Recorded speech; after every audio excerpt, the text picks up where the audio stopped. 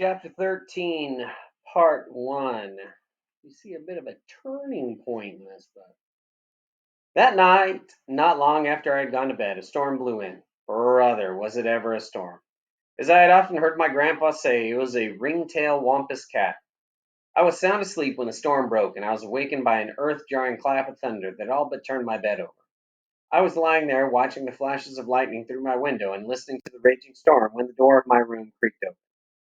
It was Daisy. She was always scared of storms. "Jay Barry," she whispered, "I'm scared. Can I come in for a while, just till this crazy old storm blows over?" I was scared too, but I wasn't going to let Daisy know it. I figured that boys didn't ever let girls know that they were scared. "Ah, Daisy," I said as I sat up on my bed, "I don't know what you're scared of. It's just a little old storm." "A little old storm?" Daisy said as she came in and sat down on the edge of my bed. "I think it's going to blow the whole country away. I bet my playhouse is a mess, and I had it looking so pretty." For several minutes Daisy and I sat in silence, listening to the storm. Lightning was cracking and thunder was rolling. Every time it thundered, our old log house trembled and the windows rattled. Strong gusts of wind slammed the rain against the windows so hard I thought it would surely break the glass. I could hear the big red oaks around our home fighting back at the storm. Limbs were squeaking and snapping and leaves were rattling. Right after a loud clap of thunder that all but shook the house down, Daisy said, "Boy, old Thor must really be mad tonight." "Thor?" I said, surprised. "What are you talking about? I never heard that name before." "Surely, Jay Barry," Daisy said. "You've heard of Thor, the thunder god? Everybody knows about him." "Well, I didn't know about him," I said. "I've never heard of a thunder god with a name like Thor. Where do you hear things like that anyway?" Daisy sighed and said, "Jay Barry, I just don't know about you. I learn things by reading. If you would read something besides those old hunting and fishing stories, you might learn something, too."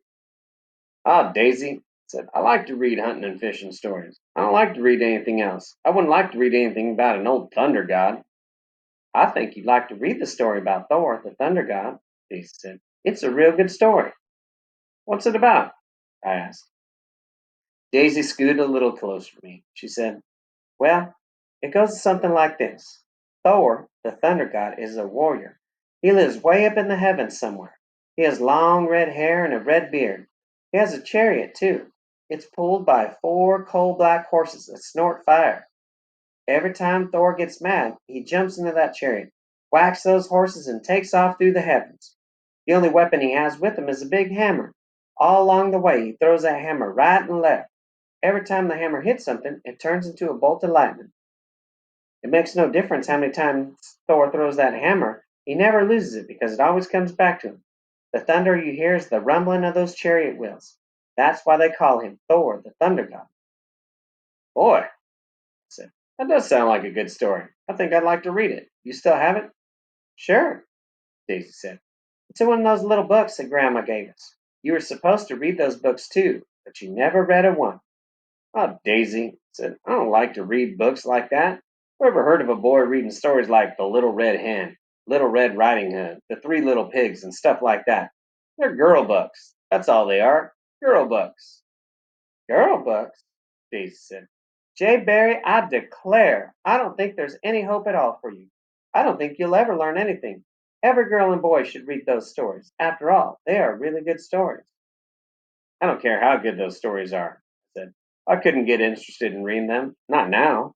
The only thing I'm interested in right now is catching those monkeys." Just mentioning the word monkeys made my hair fly straight up. I all but jumped out of bed.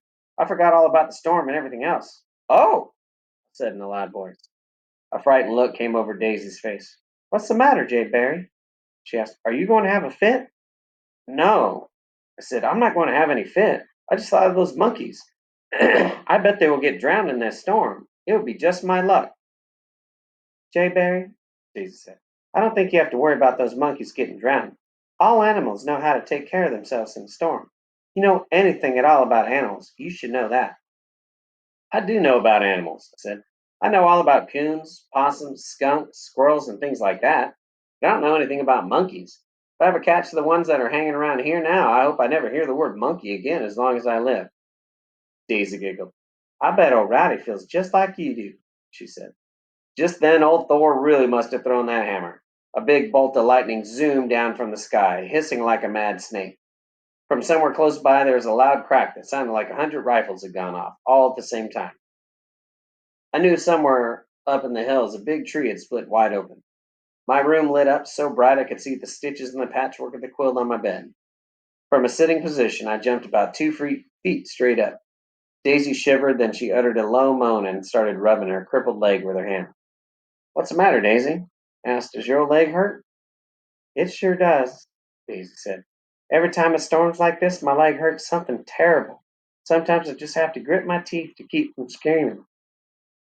I felt so sorry for my little sister. I wanted to help her, but I didn't know what to do.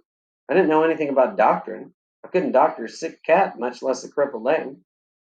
"You want me to get the liniment bottle?" I asked. "Maybe if you rub some of that stuff on your leg, it would help."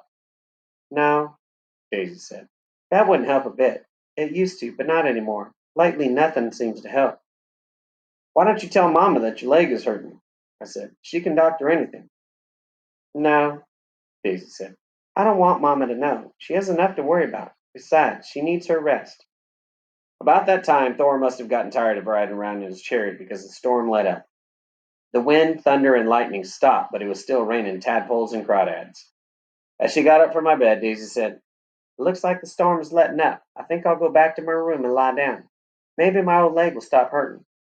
Just as she reached the door, she stopped and said, "Oh, I almost forgot. Just before I left my room, I saw the old man in the mountains again." "You did?" I said. "Where was he when you saw him? Right here in our house?" "No," Daisy said.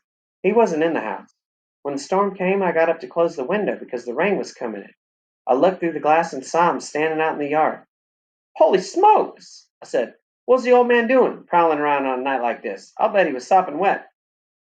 "No, he wasn't wet," Daisy said. "The old man in the mountains doesn't get wet if he doesn't want to." I started to give Daisy one heck of an argument about this. I didn't figure that anyone, not even the old man in the mountains, could mess around in a rainstorm without getting wet. But I had already decided that he was a spirit of some kind, and I didn't know a thing in the world about spirits. Maybe they didn't get wet if they didn't want to. Remembering that Mama had told me to play along with Daisy when she was telling me one of her stories, I said, "What did that old man have to say this time?" "He didn't say a word," Daisy said. "He was just standing there pointing that stick at our house." When I heard Daisy say this, I all but came unglued. "Does that mean we're going to have bad luck?" I asked. "Maybe that old man is going to burn our house down." "No, Jay Berry," Daisy said. "The old man in the mountains isn't going to burn our house down. He would never do anything like that. He's too kind and gentle."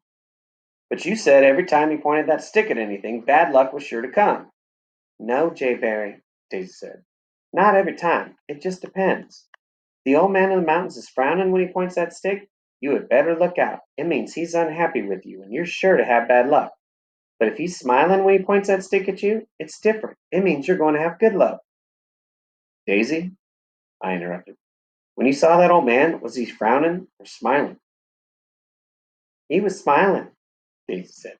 "He was just standing out there in the storm with his long white hair and his robe waving in the wind, pointing that stick at our house. Every time the lightning flashed, I could see him plain as day. He looked pleased and happy and had a warm smile on his face. We're going to have good luck, Jay Berry. You can be sure of that." "I sure hope he knows what he's doing," I said. "I could use a lot of good luck right now. A whole tow sack full of it. I like to catch those monkeys before someone else does. As unlucky as I've been, that's probably what will happen. I've worried so much now, I'll probably be white-headed before I'm 16 years old." "Jay Berry," Daisy said, "maybe if I told you a story, it would get your mind off all that worrying. I have a real good story in mind. Would you like to hear it?" "Oh, Daisy," I said, "I don't want to hear one of those old ghosty stories, not on a night like this. The way it's been storming and everything, we'll be lucky if we don't wake up dead in the morning anyway." Daisy giggled. "Jay Berry," she said, "I've never heard of anyone waking up dead. But if you don't want to hear a good story, that's all right. I'll just save it until the next time." I didn't say anything to my little sister, but I thought, if I have anything to say about it, there won't be any next time storytelling. After Daisy left my room, I had a terrible time going to sleep. I kept thinking about that old man in the mountains and the good luck that was supposed to be coming my way. When I finally did fall asleep, I had a strange dream. I dreamed that Rowdy and I were lost, way, way back in the mountains. It was pitch dark and I couldn't see where I was going. I walked and I walked, kept falling over rocks and logs, bumping into trees, and getting all tangled up in the underbrush. Finally, I got so tired and weak I just couldn't go on. Roddy and I lay down under a big white oak tree and went to sleep. I started dreaming that I heard someone calling my name. Jay Barry, wake up now. I opened my eyes, and there before me stood the old man of the mountains in a snow white robe. I looked down and saw the sandals on his feet. He was just standing there, tall and straight, with his arms folded, looking at Rowdy and me. His eyes were as blue as a robin's egg. He was smiling. I got up and stood before him. Old man of the mountains, I said, my little sister said that you would help any girl or boy that has been good. Well, ever since she first told me about you, I've tried hard to be a good boy. I really have. I haven't caught any of the little animals or birds. I haven't even stepped on a flower or thrown a rock at a lizard. I've done everything that Mom and Pop have asked me to do, and I've said my prayers every night. I think I've been a pretty good boy, don't you? Now I need help. I'm lost, and I'm tired, and I'm hungry. I want to go home. Please, would you show us which way to go? The old man in the mountains didn't say a word. He just smiled, nodded his head, and pointed with his stick. Rowdy and I started walking in the direction he had pointed. It wasn't long until I saw the lamplight in the windows of our home. I was awakened from that wonderful dream by a loud banging noise. Daisy was pounding on the door of my room with that old crutch of hers. Jay Barry, she yelled, you better get up. Breakfast is ready and time is a wasting. All right. And I'm getting up. End of chapter 13, part 1.